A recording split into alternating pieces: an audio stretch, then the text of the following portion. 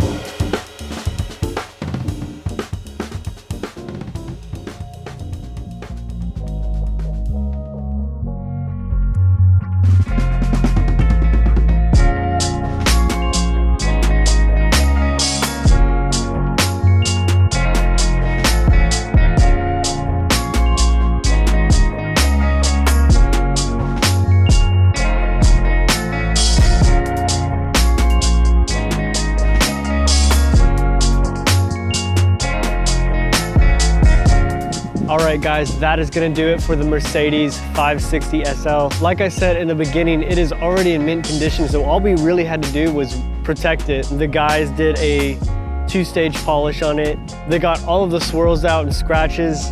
This paint is looking so good. And then we sealed all of that in our ceramic coating. Super happy with how it came out. We hope you guys liked it. If you like it, like this video if you can, subscribe if you're new, and we'll see you guys next week. Peace.